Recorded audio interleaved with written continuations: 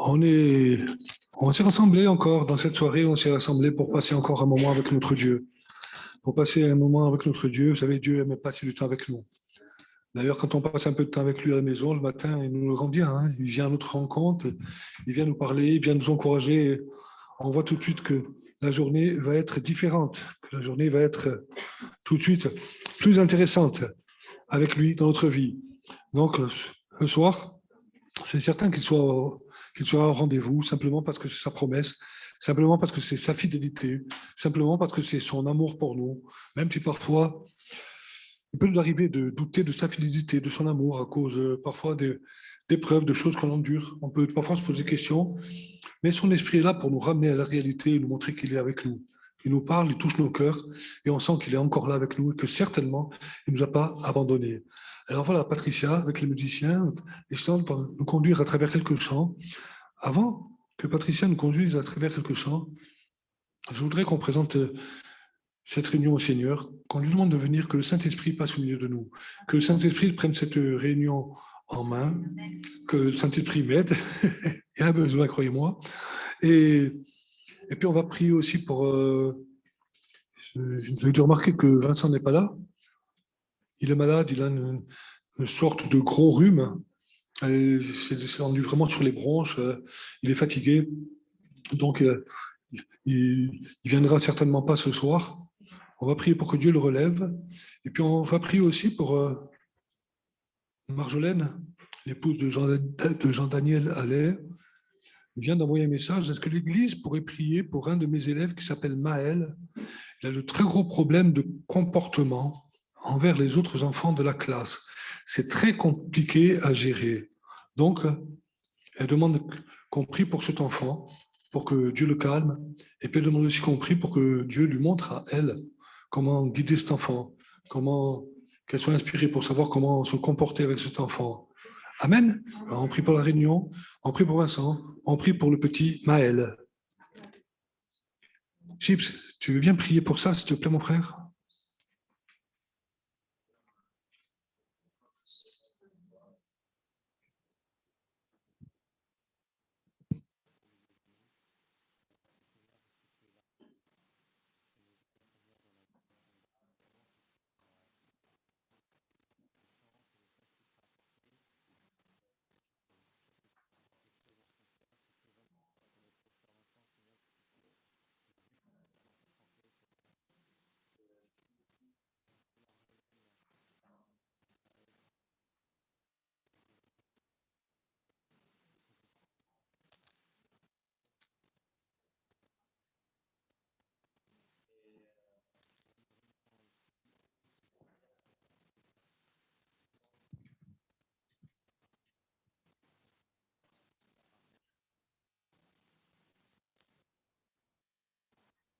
Amen. Alléluia. Bonsoir, bonsoir à tous, bonsoir à tous mes frères, mes sœurs et bien-aimés que je n'ai pas salués, Manuel, Léo. Voilà, le Seigneur est avec nous et moi je voudrais lui rendre grâce déjà parce qu'on a eu des belles nouvelles. Je voudrais vraiment qu'on le remercie. Il y a des sœurs qui, pour leur avenir professionnel, se sont attendues au Seigneur et qui s'attendent encore. Et moi, je rends grâce au Seigneur pour ce qu'il a fait pour mes sœurs. Amen. Parce que le Seigneur, il est avec nous, il ne nous abandonne pas, il ne nous abandonnera jamais. Et nous, ce qu'on peut faire, c'est abandonner nos vies à ses pieds. Et c'est par ce chant que je voudrais qu'on commence. C'est un seul chemin. C'est Jésus Jésus, ben oui, c'est le chemin, la vérité, la vie. Amen. Alléluia.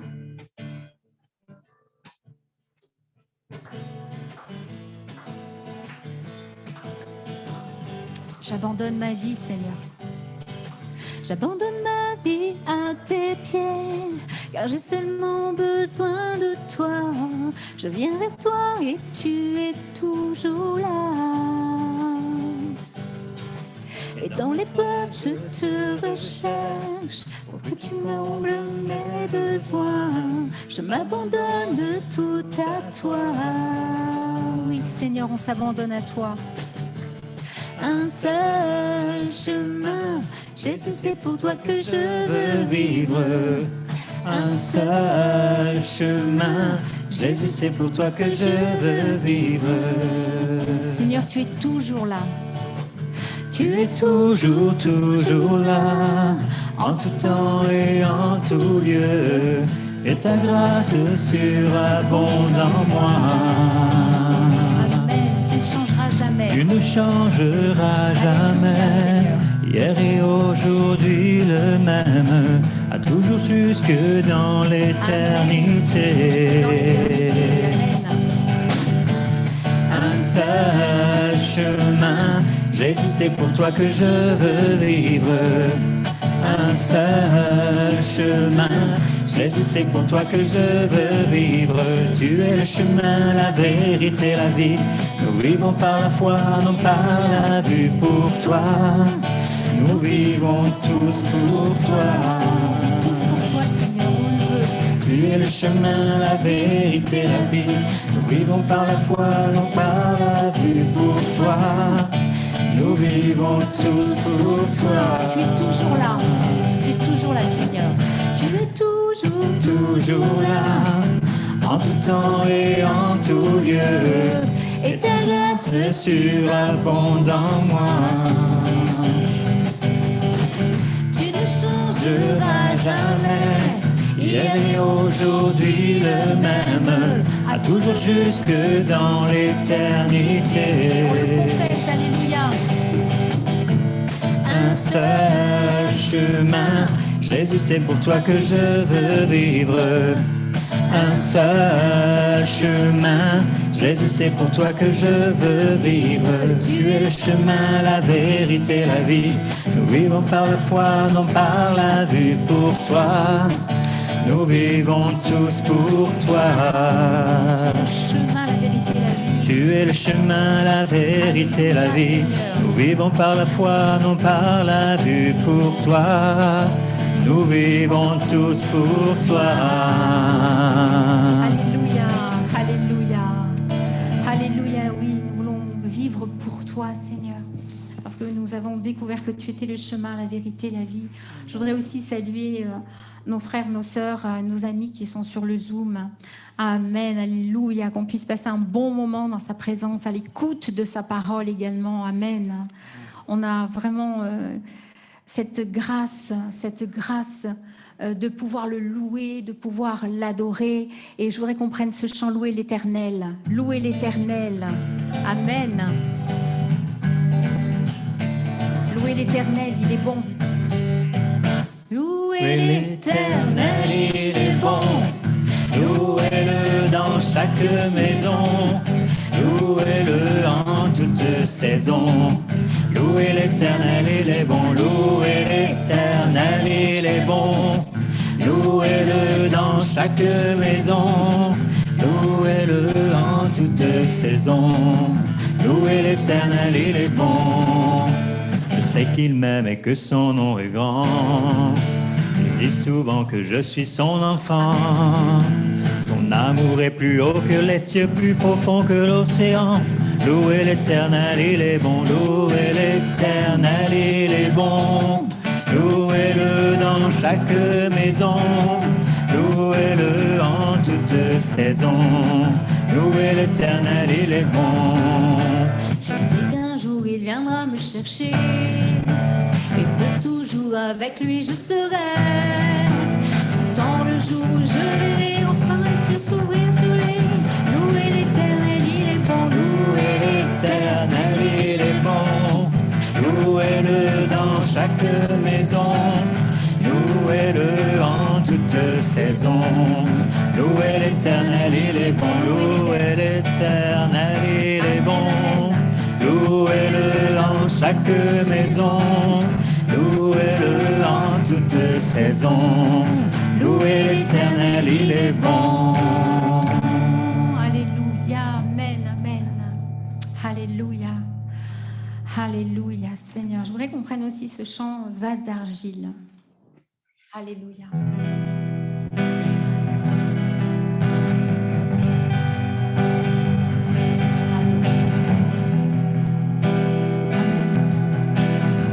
Pour ma part et pour quelques-uns d'entre nous, on est arrivé au Seigneur, on avait des blessures, on était peut-être sans espoir et on était sans espoir. Et puis, on a rencontré notre Seigneur, Jésus-Christ, qui s'est révélé à nous. Amen.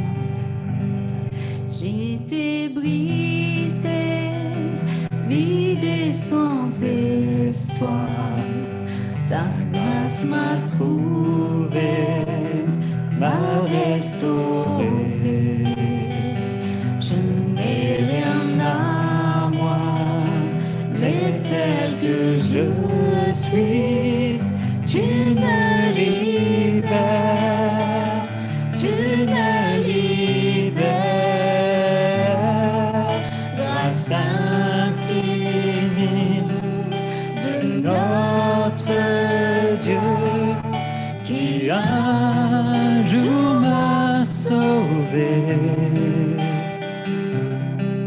J'allais de lieu en lieu quand tu m'as retrouvé. Et maintenant je vois,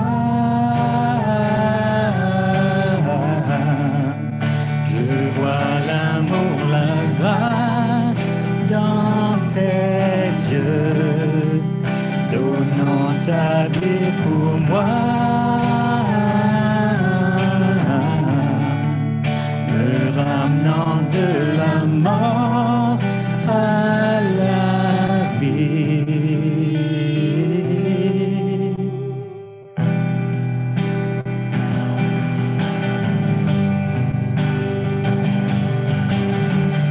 Tu prends nos échecs, Seigneur.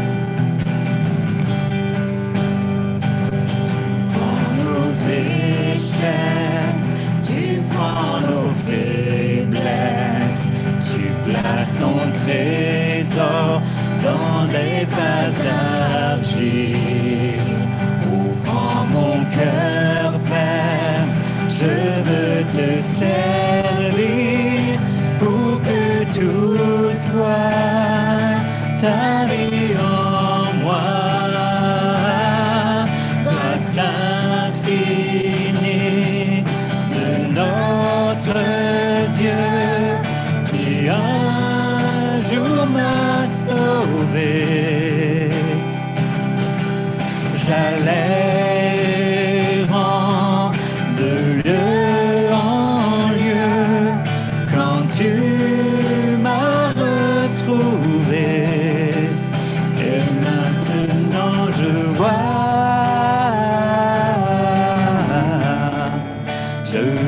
l'amour, la grâce dans tes yeux, donnant ta vie pour moi, me ramenant de la mort à la vie. Et maintenant je vois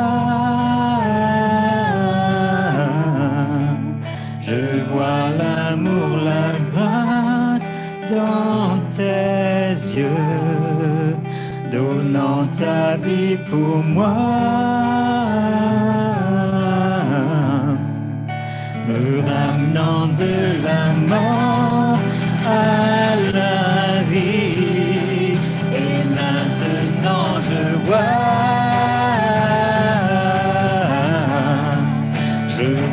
l'amour, la grâce dans tes yeux, donnant ta vie pour moi,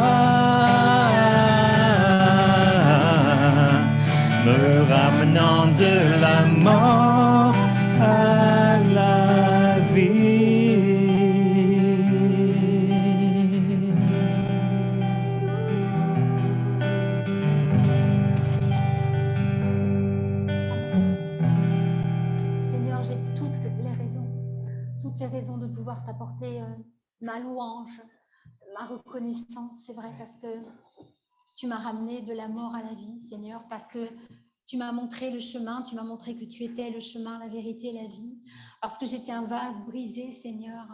J'étais ce vase, Seigneur, qui est d'argile et que tu modèles et que tu rebâtis, reconstruis jour après jour. Tu me restaures, Seigneur. Et c'est ce que tu fais pour chacun de nous. Tu nous as sauvés, tu nous as justifiés. Seigneur, tu nous fortifies également et tu nous montres le chemin, Seigneur. Nous sommes sauvés et ça, c'est le plus grand des miracles.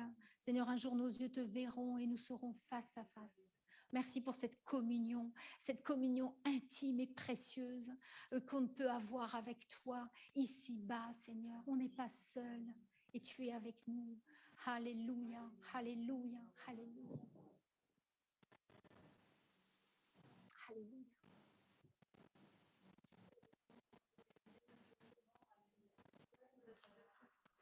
C'est vrai, Seigneur, que tu as un cœur compatissant pour ceux qui souffrent, qui passent par la maladie, par les inquiétudes, de toutes sortes, Seigneur. Et c'est vrai, Seigneur, qu'en regardant à toi, nous rayonnons de joie. Même dans la faiblesse, même dans l'inquiétude, même dans la maladie, Seigneur, nous savons que tu es au commande. Et nous savons que tout est possible à ce qui. Et même lorsque notre foi défaille, Seigneur, c'est toi qui nous renouvelles. Merci Saint-Esprit d'être à l'œuvre parmi nous, Seigneur, ce soir. Sois béni, Jésus, parce que tu es celui qui est auprès de celui qui a besoin de toi, Seigneur. Celui qui a besoin d'une confirmation quelconque, un encouragement, Seigneur. Et merci pour la communion fraternelle, Seigneur. Merci pour les prières qui montent jusqu'à ton trône de grâce. Sois béni, Seigneur, pour l'amour que tu manifestes au travers de nous, entre nous. Merci, Seigneur. Gloire à ton nom, Jésus. Amen. Sois béni. Alléluia. Merci, Seigneur. Oh, la exaltation.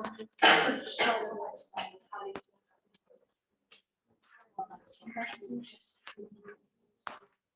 Oh, le sang de ton Échat. Merci parce que nous a gardés tout au long de cette journée, Seigneur, malgré la fatigue. Seigneur, nous nous réjouissons d'être là en ta présence, en ta maison, pour louer ton nom, pour célébrer celui qui nous a sauvés, celui qui nous a rachetés de notre belle manière de vivre. Seigneur, merci parce que tu as fait de nous tes enfants, nous qui étions si loin de toi. Seigneur, j'étais si loin de toi.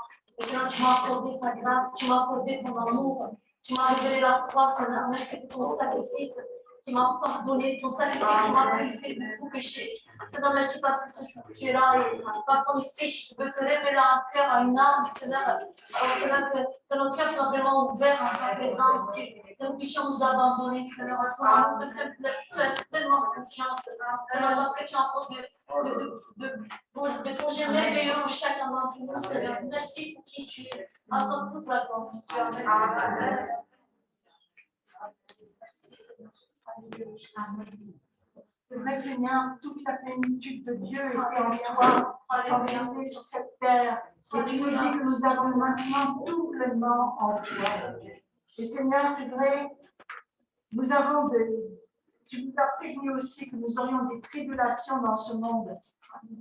Et nous pouvons, Seigneur, nous réjouir, alors que pour nous, c'est quand même malgré tout. C'est facile à côté de nos frères et sœurs qui sont persécutés, qui ne savent pas s'ils vont être le soir rentrés chez eux et qui vont avec joie annoncer ta parole. Et les gens tombent à genoux devant toi. Et ils ont cette joie de voir que des gens sont sauvés à travers leur témoignage. Et cette joie, personne ne pourra nous la prendre parce que tu nous l'as donnée. Tu l'as gagné au point d'être toi triste jusqu'à la mort. Que nous connaissions cette joie qui n'a pas de prix, que l'on ne peut pas expliquer et qui est un des dons que tu nous as fait le plus merveilleux, Seigneur, avec ta paix. Gloire à toi, Seigneur.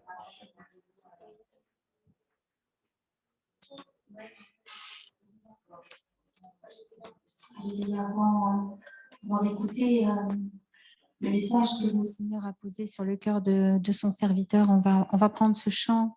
J'ai besoin de toi. C'est une prière. On a besoin de lui. On veut s'abandonner. On veut tout abandonner. Amen. On a besoin de lui. On a besoin d'entendre sa voix.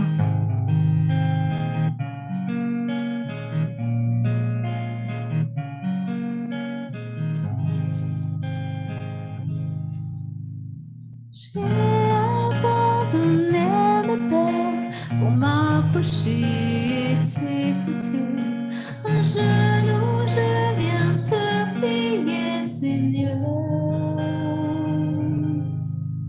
Je désire te contempler, vers toi je veux me tourner. Ton amour remplit mon cœur de paix. J'ai besoin de toi.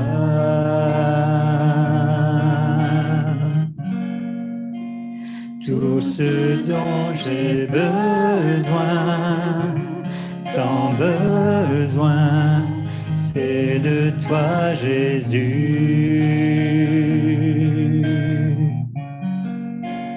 Tout ce dont j'ai besoin, c'est de toi. Malgré mes difficultés, ton esprit m'appelle à louer. Chaque jour, toi seul sais me rassurer. Où serais-je sans ton Fils qui donna sa vie pour moi? Je suis bien dans le creux de tes bras. J'ai besoin de toi.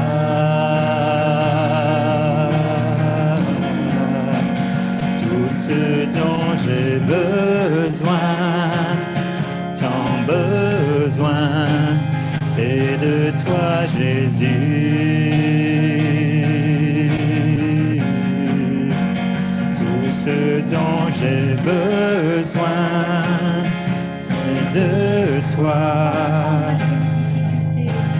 Malgré mes difficultés, ton esprit m'appelle à louer. Chaque jour, toi seul sais me rassurer. Où serais-je sans ton Fils qui donna sa vie pour moi? Je suis bien dans le creux de Tes bras, j'ai besoin de toi.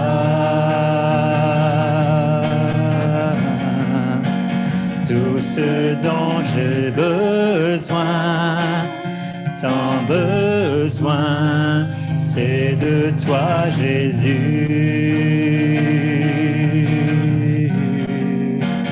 Tout ce dont j'ai besoin, c'est de toi. J'ai besoin de toi.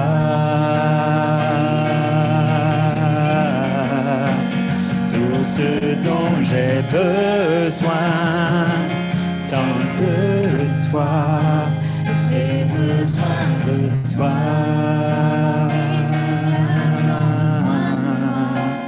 Tout ce dont j'ai besoin, c'est de toi.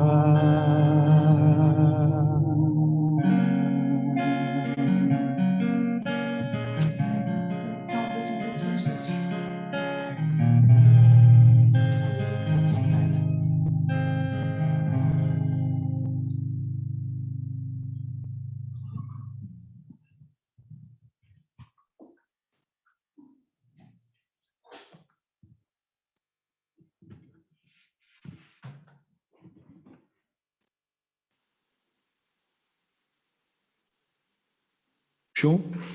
Notre Dieu est certainement présent au milieu de nous parce qu'il est fidèle, il nous aime et il est là. Alors, à travers ce chant, j'ai besoin de toi. J'ai besoin de toi, Jésus. On a besoin de Jésus. Si tu ne connais pas encore Jésus, tu as besoin de Jésus. Si tu connais Jésus, tu as besoin de Jésus. Si tu connais un peu Jésus, tu as besoin de Jésus. Si tu connais beaucoup Jésus, tu as besoin de Jésus. On a besoin de Jésus. On ne peut rien faire sans lui. Il a dit, et il ne ment pas. Sans lui, on ne peut rien faire. Alors, quelqu'un va nous partager son expérience, va nous dire comment elle a découvert qu'elle avait besoin de Jésus. J'ai demandé à notre sœur Dominica de bien vouloir nous apporter son témoignage. Dominica, s'il te plaît.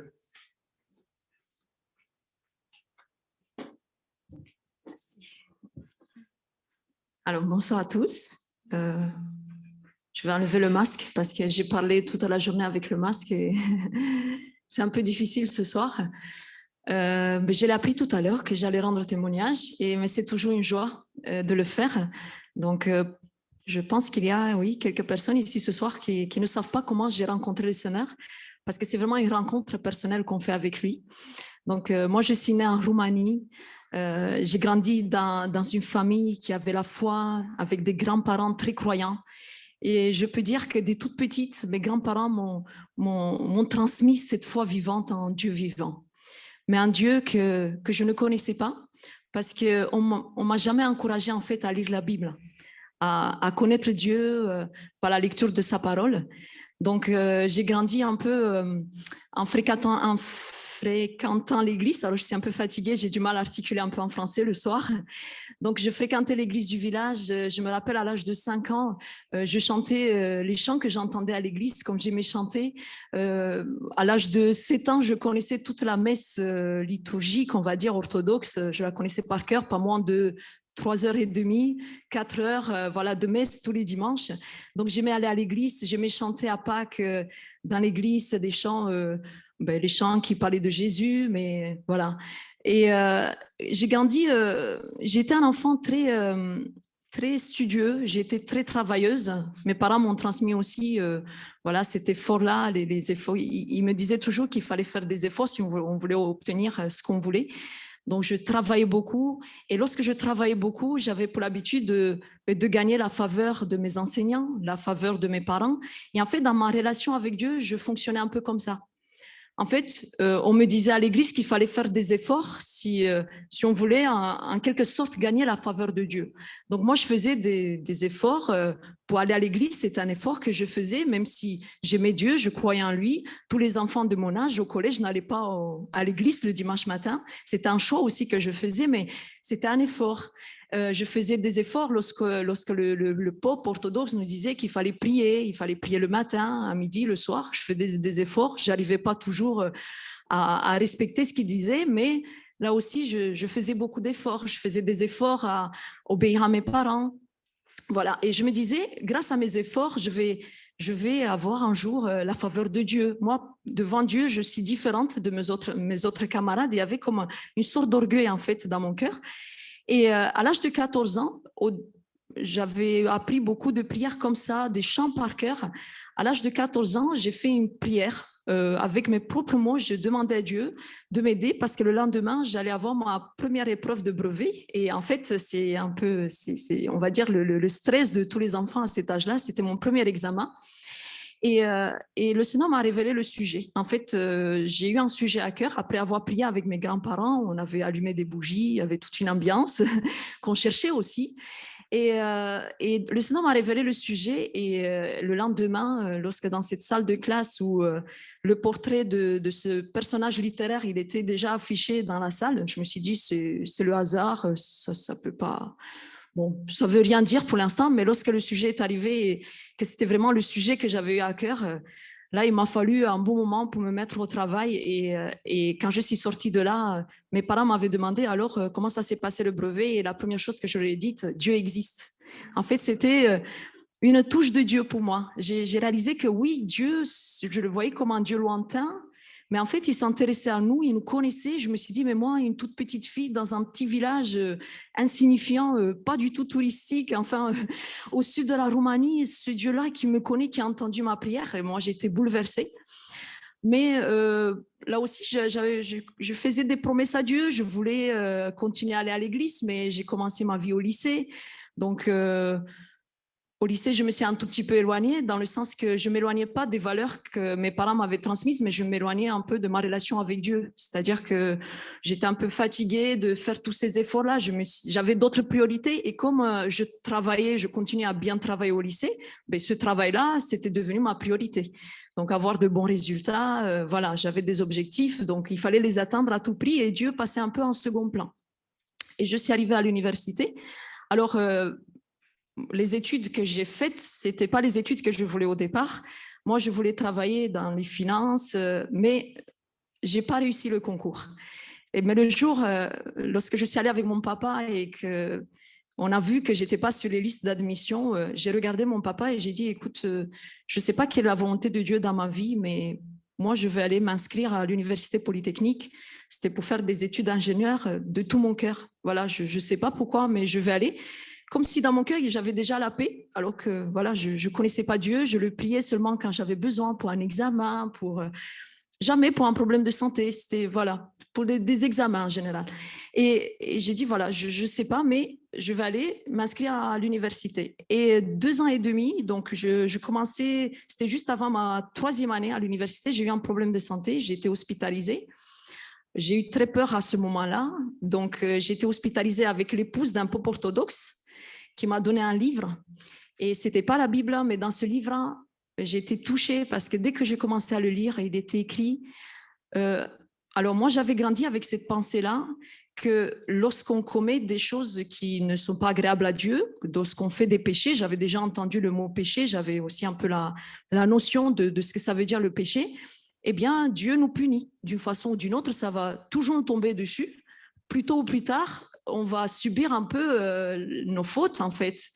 Et moi, je me suis dit, je suis à l'hôpital pour ça, même si je n'arrivais pas à dire exactement ce que c'était le péché dans ma vie, pour quelle raison j'étais là, mais je me sentais quand même loin de Dieu. Je me suis dit, toutes ces promesses que je n'ai pas tenues, ou je ne sais pas, peut-être que j'ai fait quelque chose qui ne lui a pas plu.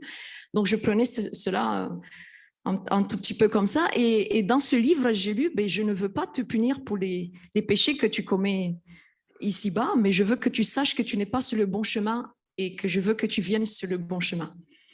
Et là, je me suis dit... là, c'était Dieu qui me parlait, en fait.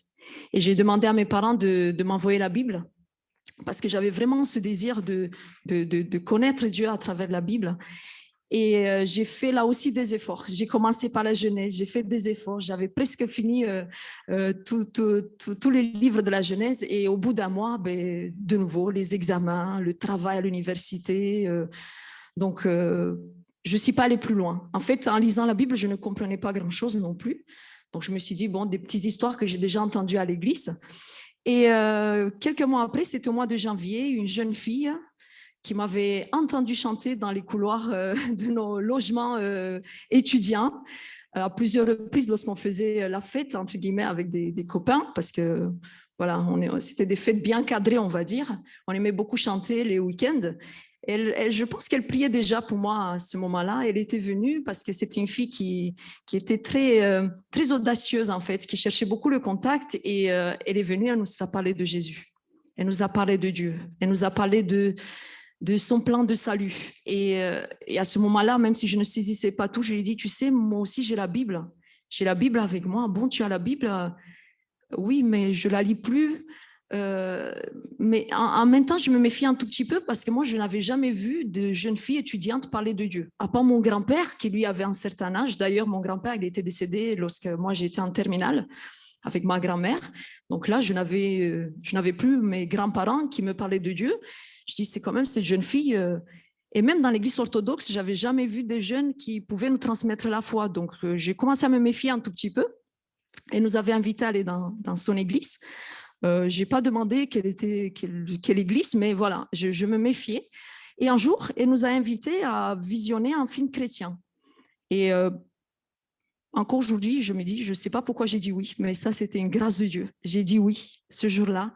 Et j'ai été touchée parce que c'était un film qui nous transmettait des valeurs. Je n'avais jamais vu un film chrétien qui parlait de la fidélité d'un mari envers son épouse, malgré le fait qu'elle était atteinte d'Alzheimer.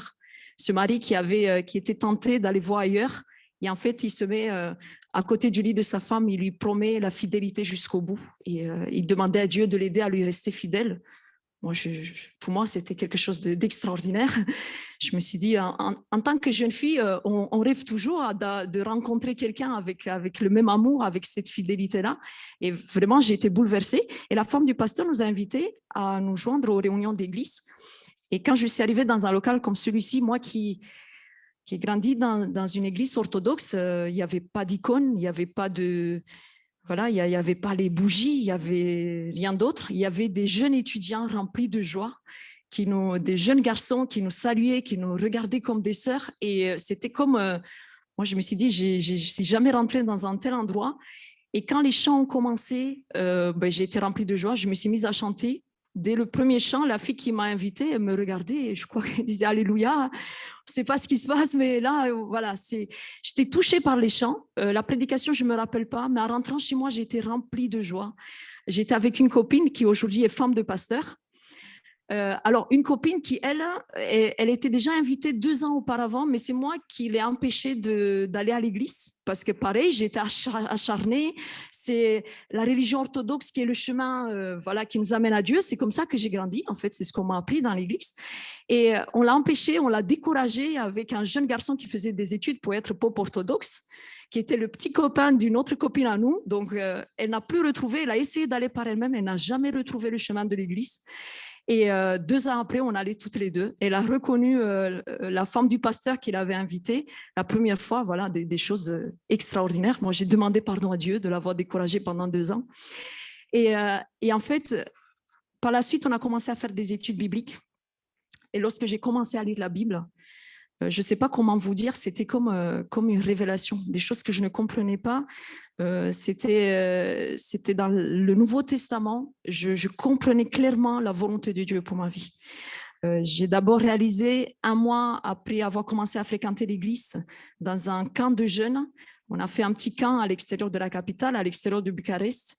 J'ai réalisé que Jésus avait donné sa vie à la croix pour moi, moi qui faisais tant d'efforts pour gagner la faveur de Dieu, tant d'efforts pour que Dieu m'aime, en fait, pour que je me sentis aimée de lui, pour m'approcher de lui.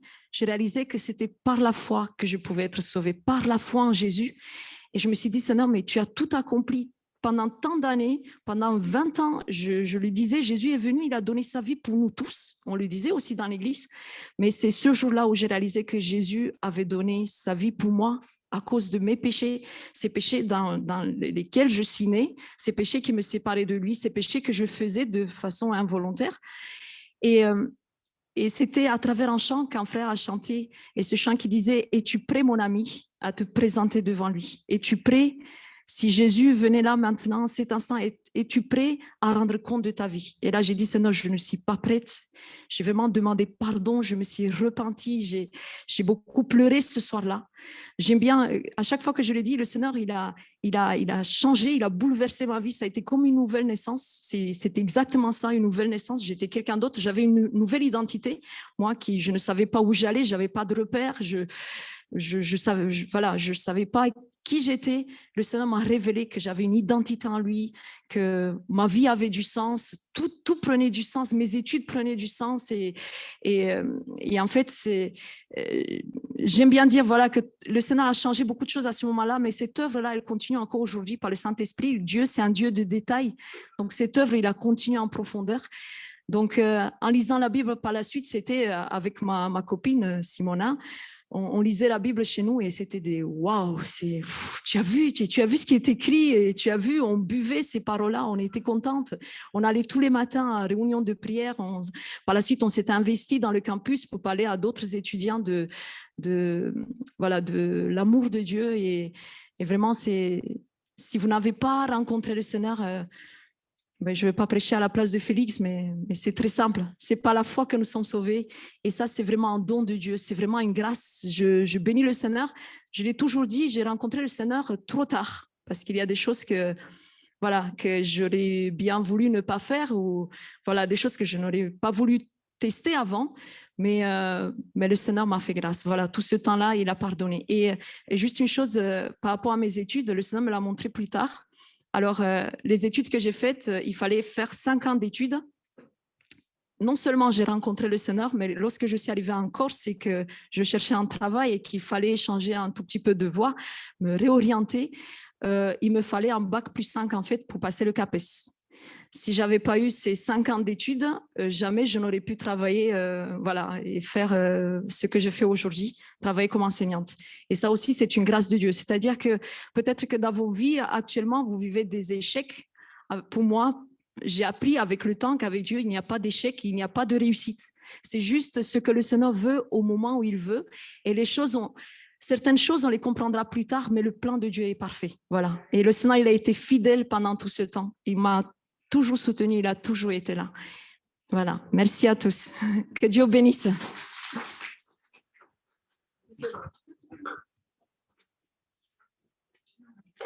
Voilà, gloire à Dieu, c'est toujours bon d'entendre ce que Dieu peut faire dans une vie. Alors, bon, son témoignage est complet, hein, elle est sauvée par la foi, c'est pas par les œuvres que nous sommes sauvés, c'est une grâce que Dieu nous fait, il nous aime, il veut nous sauver. Il a donné Jésus pour ça. Sinon, dans ce témoignage, on peut relever un tout petit détail. C'est quand Dieu fait quelque chose, croyez-moi, il le fait bien.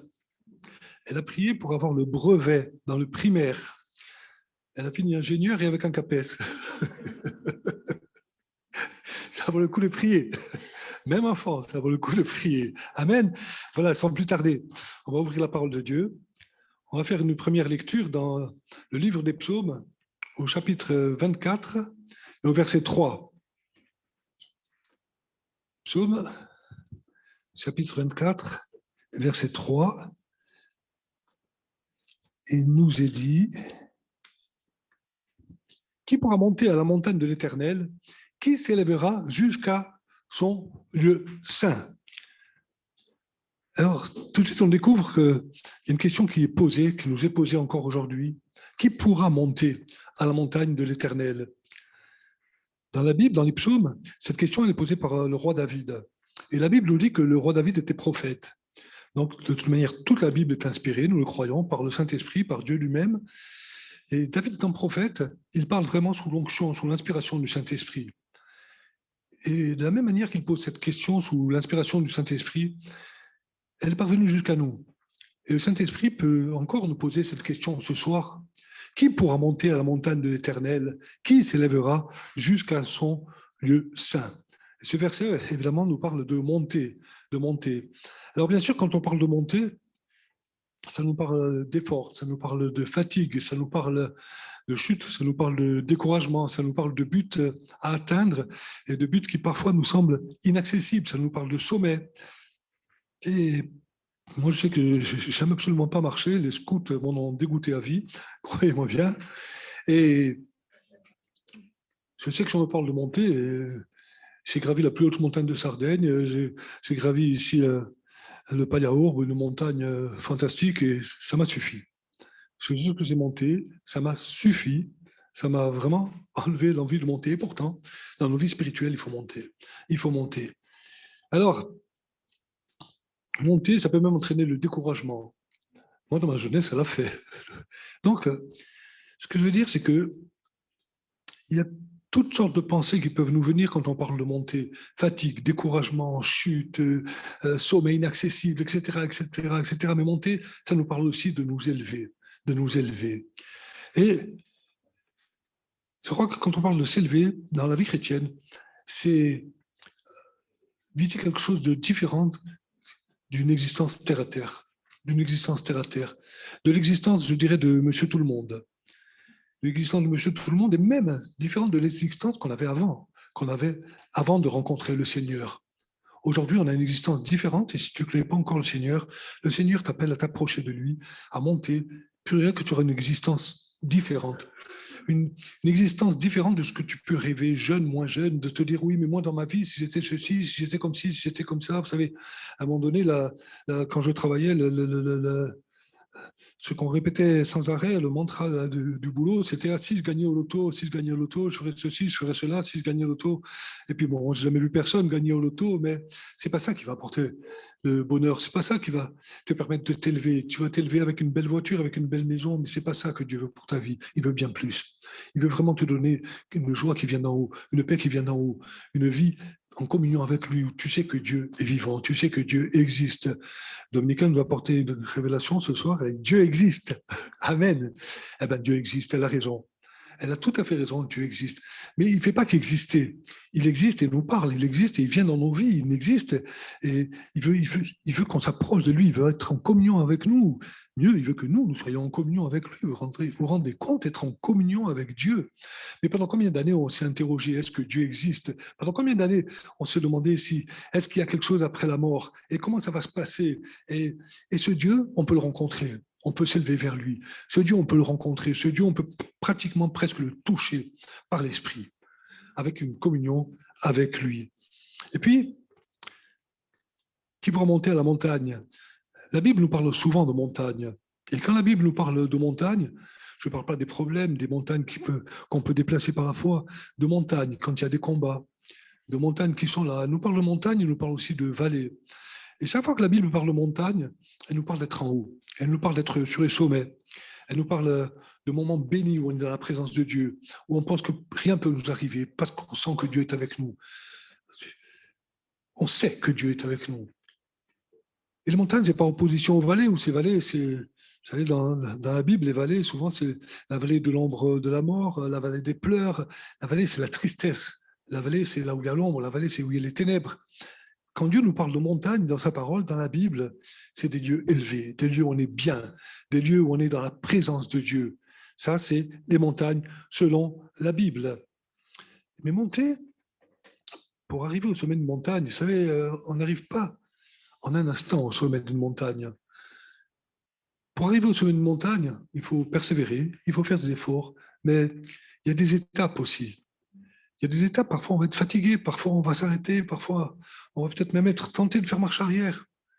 Mais il faut persévérer, il faut continuer à monter. Et en tout cas, chaque fois qu'on prend la décision de monter, de s'élever vers Dieu, de continuer notre marche avec lui, moi, c'est qu'une chose, c'est que même si on n'est pas en un instant au sommet, on n'est déjà plus dans la vallée, on est séparé de la vallée. Et petit à petit, on s'en éloigne. Je ne dis pas qu'il n'y aura pas des vallées dans nos vies chrétiennes, je ne dis pas qu'il n'y aura pas des pleurs, je ne dis pas qu'il n'y aura pas des moments difficiles. Il y en a, il y en aura, et il y en aura toujours. Mais même quand on est dans les moments difficiles, même quand on est dans les larmes, en se plaçant devant notre Dieu, en montant à la montagne de l'Éternel, en venant vers lui dans la prière, en lui réclamant sa présence, en lui réclamant de nous faire du bien, eh bien, on va sortir de la vallée des larmes.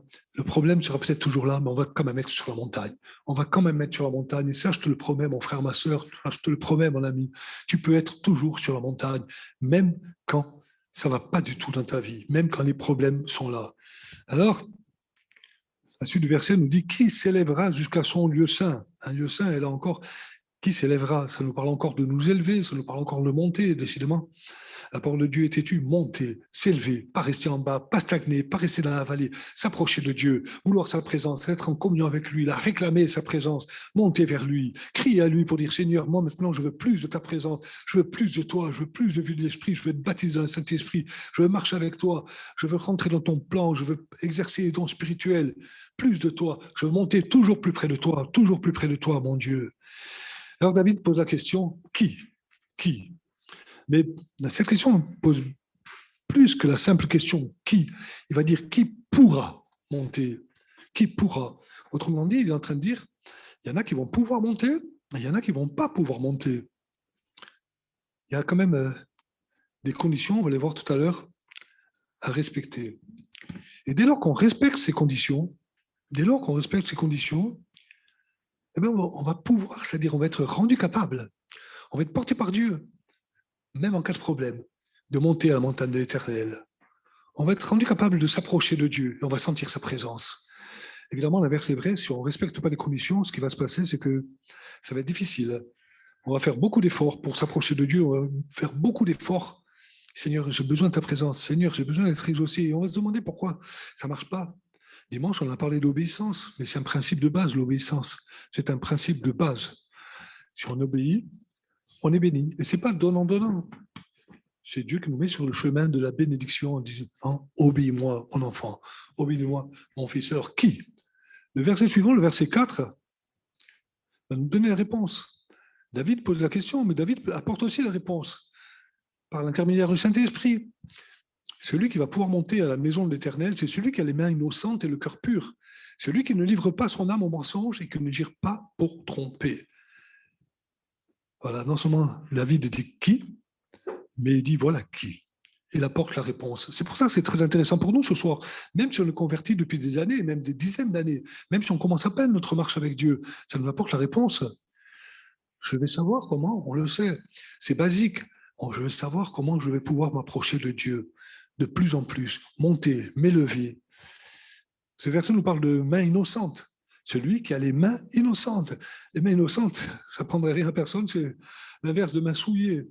de mains souillées par le péché, de mains souillées par ce qu'on fait pour des fois blesser l'autre de manière volontaire, je veux dire, des mains innocentes, des mains qui cherchent à faire le bien, des mains qui travaillent à faire le bien, pas des mains qui travaillent uniquement à s'enrichir, uniquement à notre propre gloire, etc., etc. Des mains qui cherchent à plaire à Dieu. Ça, c'est la première solution, avoir des mains innocentes. Et le cœur pur, ça va un petit peu ensemble. Et le cœur pur, ça nous parle de nos pensées, ça nous parle de combattre la tentation, ça nous parle de nos envies aussi, de nos désirs. Alors je crois que je peux me poser la question ce soir avec chacun d'entre nous. Comment je me comporte? Est-ce que je cherche à garder mon cœur pur? Comment je me comporte quand j'ai des tentations? Est-ce que je crie à Dieu, Seigneur, garde-moi? Cette tentation, elle revient trop souvent. Garde-moi. Maintenant, j'en ai marre. Donne-moi la puissance par le Saint-Esprit. Je veux sortir de là. Je veux plus de ce piège-là. Ou est-ce que je dis, bon, j'ai l'habitude, hein, et j'y cède facilement. Avoir le cœur pur, je le disais, c'est nos pensées, nos désirs, nos envies. Vers quoi se portent mes pensées, mes désirs, mes envies? Je ne parle pas de tentations qui viennent pour nous faire chuter, de tentations, regarde, fais ceci, fais cela, on peut y résister. Je parle de notre volonté propre, de quoi j'ai vraiment envie dans la vie. J'ai envie de réussir, j'ai envie d'être plein d'argent, pourquoi pas? Mais pas en mettant Dieu de côté. Notre sœur l'a dit, pendant ses études, par moment, elle mettait la parole de Dieu de côté, mettait Dieu de côté.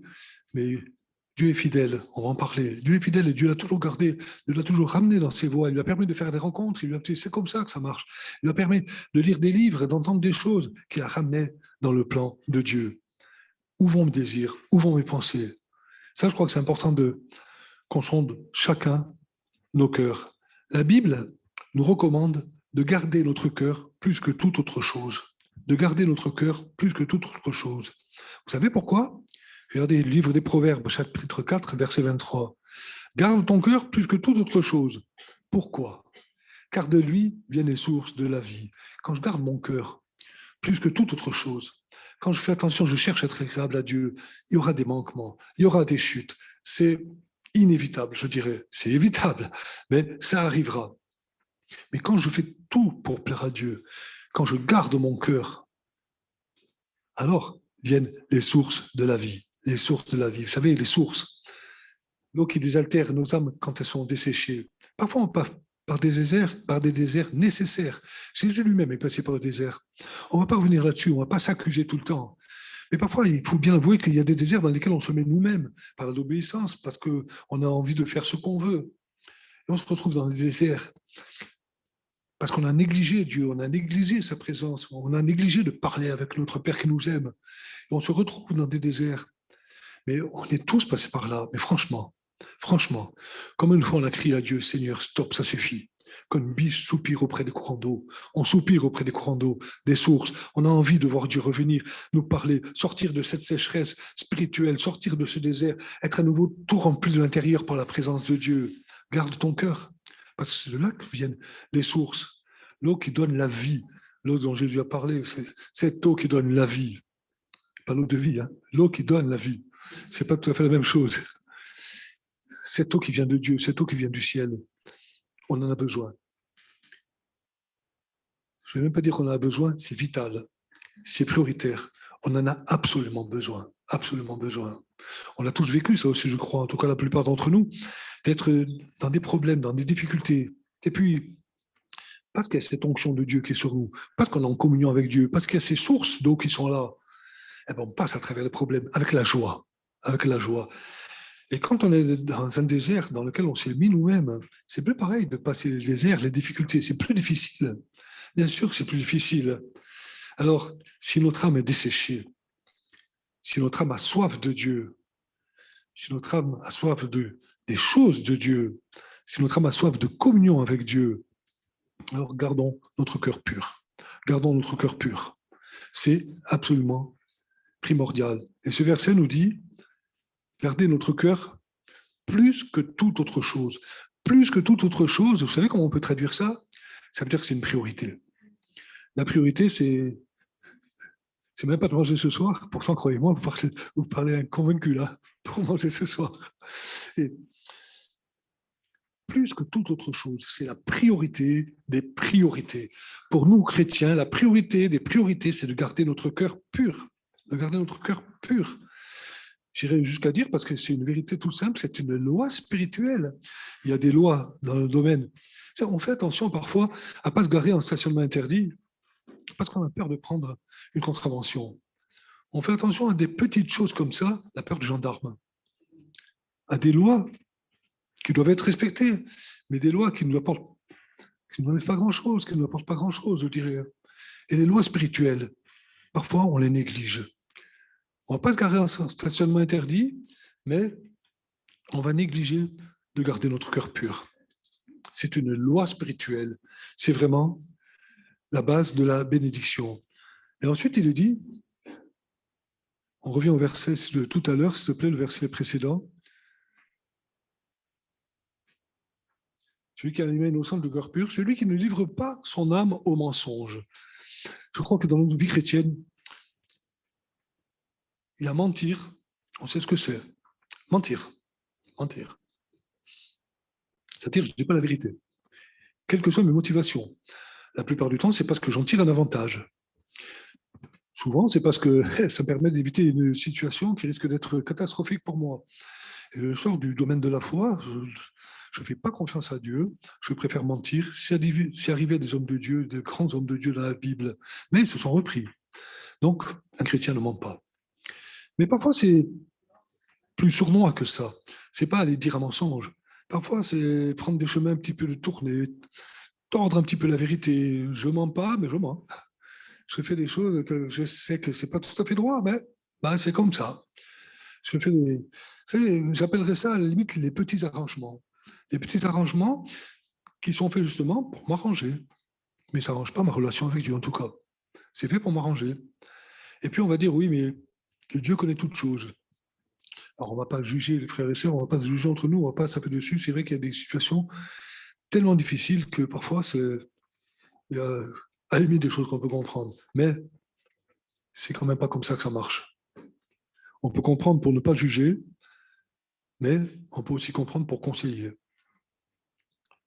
Les petits arrangements, je crois que c'est fait juste pour nous arranger, mais encore une fois, ça n'arrange pas notre relation avec Dieu. Parce que, si on revient à ces versets, quelque part, ça nous empêche de monter à la montagne de l'Éternel. Ça casse notre communion avec Dieu, ça nous fait du mal. On en va en retirer un petit bienfait immédiat, mais ça nous fait du mal. Ça nous fait un mal spirituel. Et vous savez, je crois que parce que chaque détail de la parole de Dieu a vraiment son importance. Ce verset nous dit, celui qui ne livre pas son âme au mensonge. Autrement dit, quand je pratique le mensonge, je livre mon âme, vous comprenez? Je livre mon âme, j'ouvre des portes. Et quand on sait que le mensonge, c'est quand même, la Bible dit que c'est le diable qui est le père du mensonge, je livre mon âme. Je ne dis pas que je vais être perdu parce que j'ai menti une fois, parce que j'ai menti hier. Je ne dis pas que je vais être perdu pour ça. Mais je crois qu'il faut que, petit à petit, on arrive, chacun d'entre nous, à redresser nos voies, à avoir des cœurs purs, ne pas livrer nos âmes au mensonge, pour qu'on puisse monter à la montagne de l'Éternel, parce que ça, c'est la plus grande des récompenses. Monter à la montagne de l'Éternel pour l'éternité déjà, dans le ciel avec lui, mais monter à la montagne de l'Éternel aussi, chaque jour, cette communion avec lui qui nous est si précieuse. Elle nous est tellement précieuse que quand on la perd, on sait bien ce qu'on a perdu. Alors imaginez perdre ça pour l'éternité et ne plus pouvoir revenir en arrière, dire c'est fichu, c'est définitif, je ne pourrai pas retrouver la communion avec Dieu pour l'éternité. Je livre mon âme. Et enfin, qui ne jure pas pour tromper, qui ne jure pas. Ça peut aller loin quand même parfois. Hein. Le conseil de Dieu nous avertit, qui ne jure pas pour tromper. On peut jurer, que ce soit au nom de Dieu ou au nom d'autre chose, au nom de... On peut jurer, mais c'est fait pour quoi? C'est juste pour être cru. C'est juste pour faire passer des vessies pour les lanternes, excusez-moi l'expression. C'est juste pour encore faire passer nos petits arrangements. On peut jurer. Alors que la Bible dit que ton oui soit oui, que ton non soit non. Tout ce qu'on y ajoute vient du malin. Être clair. Que ton oui soit oui, que ton non soit non. Ça coûte parfois. Évidemment, ça coûte parfois. Mais on monte à la montagne de l'Éternel et notre récompense est bien plus grande pour l'éternité, mais déjà dans le temps présent. On sait bien quand on est dans la vallée, quand on s'y est mis tout seul. On sait bien quand on est sur la montagne. C'est une grâce de Dieu, ce n'est pas nos mérites. Notre sœur le disait, elle cherchait à travers les mérites, mais c'est une grâce. Mais quand même, on a notre part à faire. Parce que sinon, ça ne marchera pas. Et puis,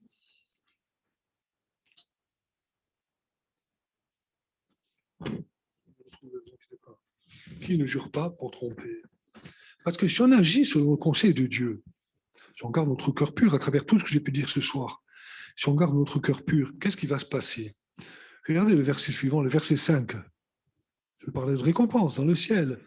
Mais déjà aujourd'hui, psaume 24, 5, celui qui agit comme ça, qui garde son cœur pur, il obtiendra la bénédiction de l'Éternel, la miséricorde du Dieu de son salut. Ça sera le Dieu de notre salut. On sera sauvé, on l'est déjà, pour la plupart. Mais ce qui m'intéresse dans ce verset, c'est les deux promesses de Dieu. Gardons notre cœur pur. On va obtenir la bénédiction.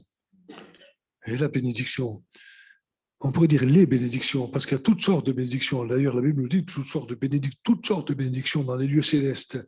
C'est riche le ciel, vous savez, il n'y a pas une bénédiction dans tel domaine, ou une bénédiction, parce que, je vous dis, on prie pour avoir un petit certificat, on se retrouve ingénieur et capé à supporter les gosses toute la journée. C'est quoi? C'est riche les bénédictions de Dieu. Quelle bénédiction? Déjà, sa présence au fond de mon cœur. Mais je m'adresse à chacun, à tous ceux qui ont fait cette expérience. On a tous fait cette expérience ici. Sa présence au fond de mon cœur, quand je la sens, quand elle est là, je suis heureux, c'est pas vrai? Je suis heureux, même si matériellement, c'est pas tout à fait ça, même si j'ai un problème au travail, même si j'ai un problème avec mon voisin, je suis heureux. La première bénédiction, sa présence au fond de nos cœurs. Mais aussi les bénédictions spirituelles. La vie de l'esprit, le baptême dans le Saint-Esprit, les dons spirituels, les dons de puissance, les dons de guérison, la prophétie, le parler en langue, etc., etc. C'est du surnaturel, tout ça, dont je vous parle. Nous, on s'habitue un petit peu, parce qu'on entend parler en langue, parce qu'on entend la prophétie, parce qu'on s'habitue, mais à chaque fois, c'est un miracle quand même. À chaque fois, c'est surnaturel. On doit aspirer à toutes ces choses-là. La Bible nous encourage à aspirer à ces choses-là. Il n'y a pas de petit, il n'y a pas de grand. Aspirer à ces choses-là. Voilà les récompenses, les bénédictions. Mais même dans le domaine matériel, parce qu'on a des besoins matériels aussi. Il obtiendra la bénédiction de l'Éternel. Et c'est l'Éternel, c'est Dieu dans le ciel. Tes besoins matériels, il les a dans sa main. La Bible nous dit que c'est lui, que l'or et l'argent lui appartiennent. Alors, parfois, on a du mal à comprendre parce qu'on dit, oui, mais moi, en tout cas, ils lui appartiennent vraiment parce qu'il ne nous a pas donné. Mais je n'ai jamais vu le juste abandonné. Je n'ai jamais vu le juste manquer de pain. Ce n'est pas vrai. Et puis, il obtiendra la bénédiction spirituelle, matérielle, et il obtiendra aussi la miséricorde du Dieu de son salut. Un Dieu qui aura compassion de nous, parce qu'on a gardé notre cœur pur. Un Dieu qui aura compassion de nous, parce qu'il va voir qu'on fait tous nos efforts pour pouvoir monter à la montagne éternelle. Tous nos efforts, même si parfois, excusez-moi l'expression, on se plante, on se rate, même si parfois, on a péché. On a péché. Ça nous arrive, ça nous arrivera encore. Et la repentance est là pour ça, pour se présenter devant Dieu, dire Seigneur, pardon, mon Dieu. Mais on va obtenir miséricorde, parce qu'il voit bien qu'on fait tous nos efforts pour monter à la montagne, pour s'approcher de lui, pour lui être agréable. Miséricorde aussi quand je vais être dans la tempête, parce qu'il y a des tempêtes dans les vies chrétiennes.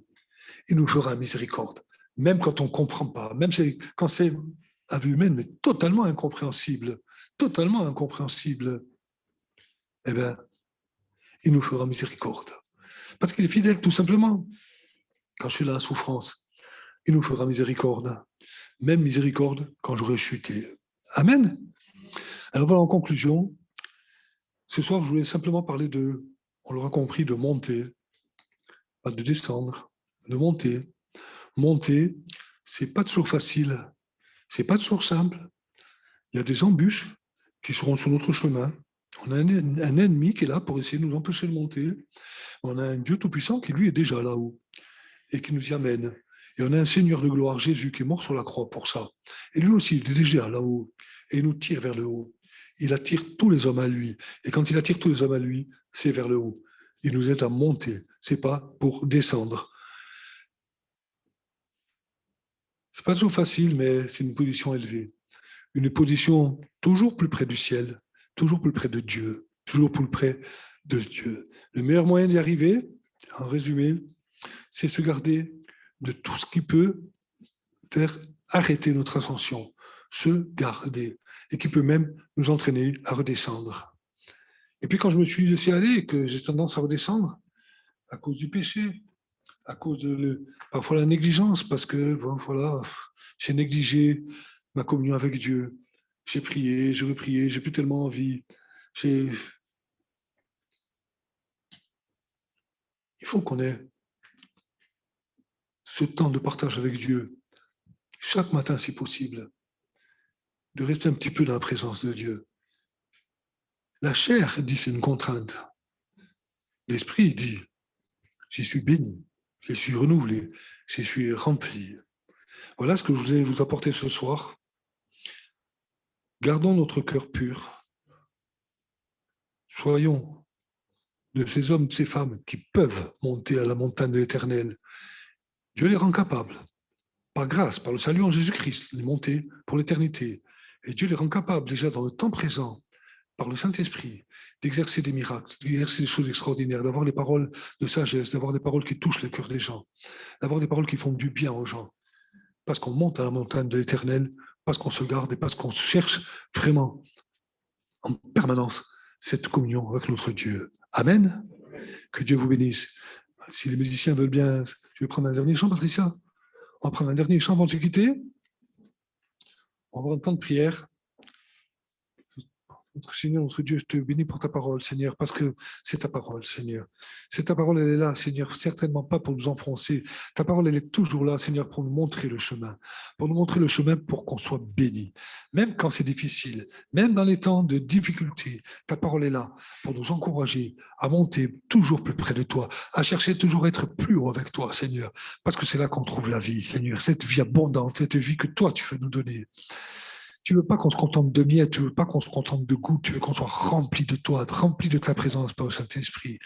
Alors je te prie simplement, mon Dieu, si quelqu'un a besoin, si quelqu'un a soif, si quelqu'un est sec, si quelqu'un a besoin de recevoir de toi dans cette soirée, je te prie qu'à travers cette parole annoncée, Seigneur, tu viennes fracasser, briser les verrous des reins, Seigneur, faire tomber des chaînes, Seigneur, que tu viennes parler au cœur, que tu viennes renouveler le frère, la sœur qui a besoin, Seigneur, d'être renouvelé, Seigneur. Je te prie pour que le Saint-Esprit passe dans les cœurs, dans les âmes, Seigneur, et que maintenant, à travers ce chant, maintenant, pendant ce chant, Seigneur, tu renouvelles tous ceux qui ont soif de toi, tous ceux qui ont soif, qui se sentent devenus incapables de monter à la montagne, qui n'ont plus le courage, qui n'ont plus la force, Seigneur. Je te prie de renouveler pour que tu rendes tout à nouveau capable, qu'ils voient la différence par ta grâce, la différence parce que toi, tu fais grâce. Que ton nom soit béni, mon Dieu. Amen.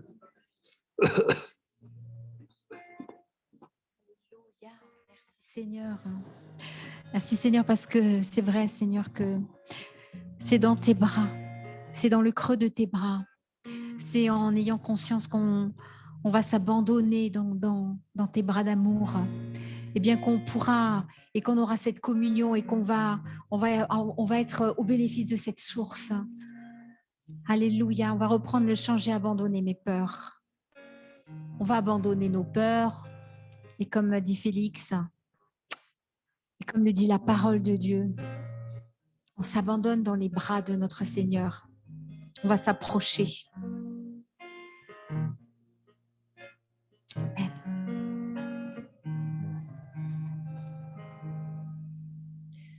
J'ai abandonné mes peurs pour m'approcher et t'écouter. À genoux, je viens te prier, Seigneur. Je désire te contempler, vers toi je veux me tourner. Ton amour remplit mon cœur de paix. J'ai besoin de toi.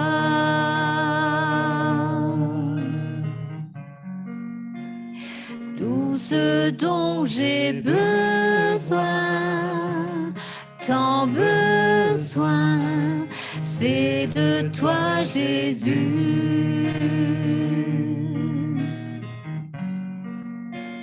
Tout ce ce dont j'ai besoin, c'est de toi. Malgré nos difficultés, Malgré nos difficultés, ton esprit m'appelle à louer. Chaque jour, toi seul sais me rassurer. alléluia Seigneur. Où serais-je sans ton Fils qui donna sa vie pour moi? Je suis bien dans le creux de tes bras. J'ai besoin de toi. On a tant besoin de toi Seigneur. Alléluia.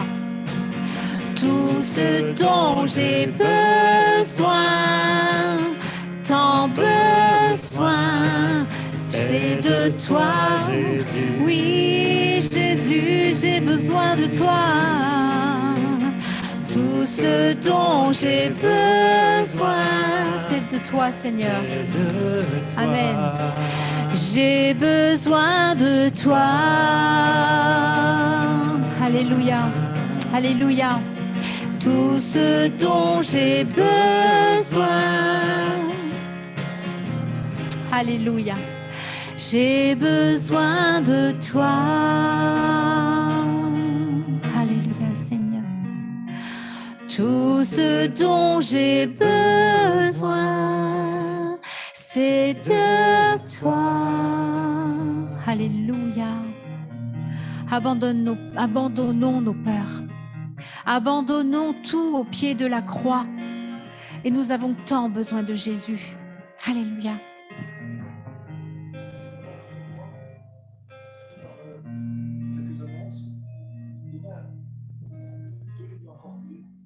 Pour ça, parce qu'il faut que Corté se développe, il faut qu'il y ait des âmes qui viennent.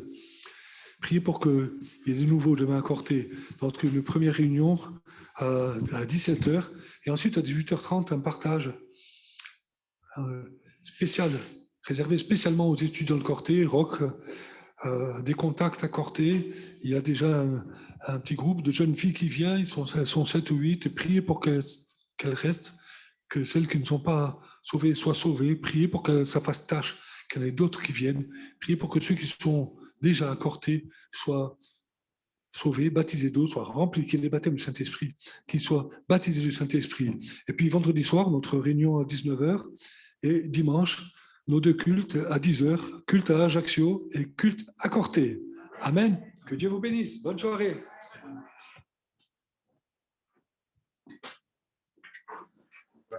Bravo.